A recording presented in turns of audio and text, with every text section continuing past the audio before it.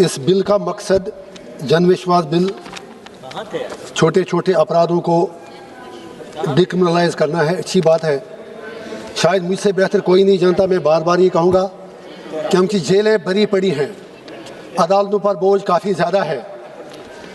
और मैं इस हाउस को, मुअज़्ज़िज़ हाउस को बताना चाहूँगा कि अक्सर औकात लोग जज साहिबान को कोसते हैं, लेकिन जज साहिबान भी क्या करेंगे, उन पर बोझ बहुत ज़्यादा है।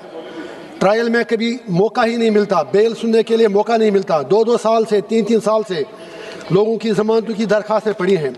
कानून तो हम लोग बनाते हैं और बदकिस्मती से बुरा भला ऑनरेबल जज साहिबान को सुनना पड़ता है।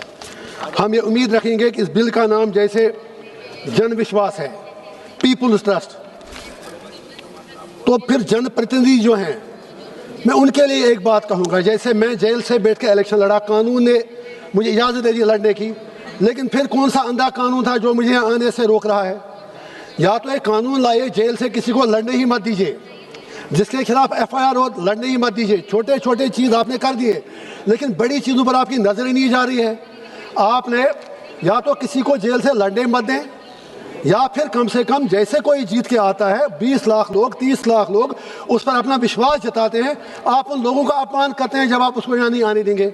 अब अगर मुझे आने दिया तो 1.5 लाख रुपया दिल्ली सरकार मुझे कहते हैं 1 दिन का भर दो।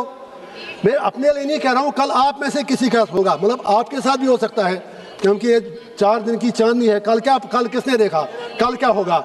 तो मेरा आपके साथ भी हो सकता है। तो मेरा मतलब यह है, मेहरबानी करके आप एक कंसेंसस बनाइए कि कम से कम अगर जेल से या इलेक्शन लड़ने मत दो, या अगर लड़ने दो, जैसे मुझे जब सेशन लगता है तो राष्ट्रपति मैडम हमें भेजती हैं पार्लियामेंट इन्विटेशन, आप पार्लियामेंट आ जाओ, लेकिन NIA कहते हैं नहीं जाएगा।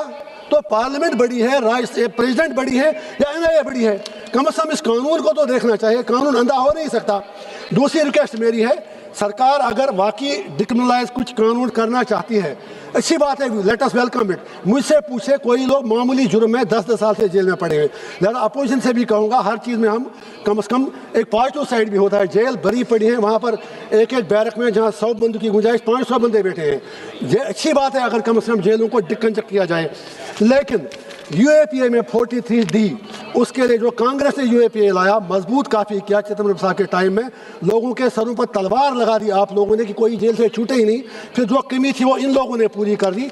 43D में कम से कम इस सरकार से मैं दामन फैला के कहता हूँ, हाथ जोड़ के कहता हूँ, पूरे आसाम से लेकर कन्याकुमारी से कश्मीर तक जो भी UAP में बेचारे बंद हैं, सारे लोग क्रिमिनल नहीं हैं। आप पॉलिटिकल लोगों को भी क्रिमिनल बनाते हैं, टेररिस्ट बनाते हैं। कम से कम 43D जो जमानत का प्रावधान है, जिसमें आपको you have to prove yourself innocent, you can not get the bail unless you don't prove yourself innocent. लेकिन हम कैसे करें? हम तो 8 साल से जेल में हैं। मेरी एजेंसी को तो पूरा मैदान खुला है, सब कुछ सरकार उसके साथ है, सारे व्यवस्थाएं उसके साथ हैं। How can we prove yourself innocent? कोई भी, मैं अपने लिए नहीं कह रहा हूँ, बाकियों के लिए। कम से कम 3 साल, 2 साल, 4, 8-8 साल, 9-9 साल तक अगर आप जमानत नहीं देंगे तो लोग मर जाएंगे। लिहाजा खुदा के वास्ते मेहरबानी करके आप ये चीज़ देख लीजिए।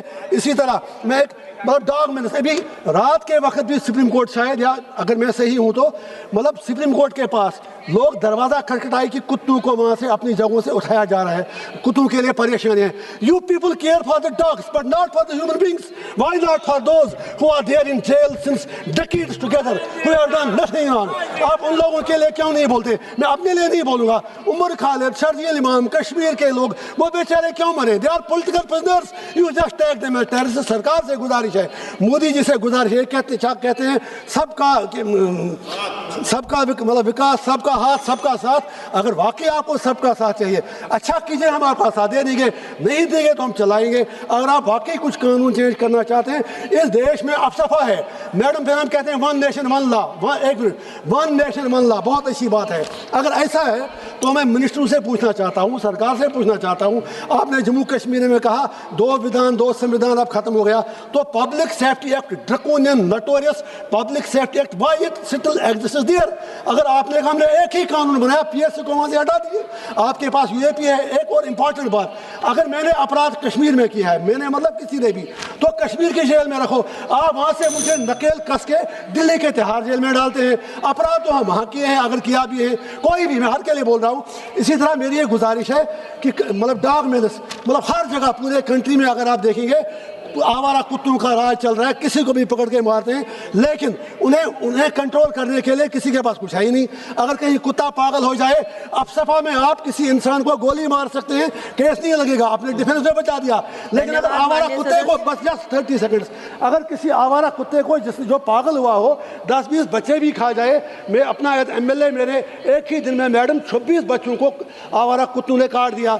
जब मैंने एसपी डीसी से गुजारिश की, सबों ने हाथ खड़े कि हम कुछ नहीं कर सकते। लेकिन वहाँ ही अगर गलती से भी फौज का कोई जवान अफसफा में किसी बंदे पर गोली मारे, उसे कोई नहीं पूछता, लेकिन आवारा कुत्ते को कुछ नहीं कर सकते। लास्ट पर मेरी सिर्फ इतनी गुजारिश है कि अगर आप वाकई लोगों का एतमाद जीतना चाहते हैं तो कम से कम जो ड्रकोनियन लॉज हैं, कॉस्मेटिक मेजर्स मत कीजिए, खास तौर से यूएपीए को लेकर कम से कम वो 43D नरम कीजिए।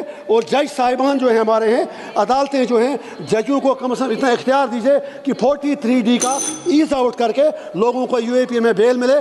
10-10 साल से लोग जेलों में हैं, आसाम के हैं, मणिपुर के हैं, कश्मीर के हैं, पंजाब के हैं, हर स्टेट के हैं। यूएपीए पर कम से कम ये सरकार एक अमेंडमेंट ले आए जिससे बेल का प्रोसेस ईजी हो जाए और लोग कम से कम अपनी फैमिली से मिल सकें। और अगर किसी का कोई अपराध वाकई है तो उसको उस स्टेट में रखें जहां उसने अपराध किया है, एलिजिड क्राइम किया है। ऐसा नहीं कि आप लोगों को किडनैप करके तिहाड़ में डालें क्योंकि आपको कोई एजेंडा चलाना है। बाकी जो आपने किया ये बहुत अच्छी बात है। अगर आप कुछ कानून ऐसे, मतलब लोगों का वक्त भी बचेगा, जेलों से भी छूटेंगे और लोगों का एतमाद भी बढ़ेगा। लेकिन जब तक आप यूएपीए की तलवार लोगों के सरों से नहीं हटाएंगे, तब तक you can not claim India to be the largest democracy unless and until it would be a sham democracy. You have to take care for that.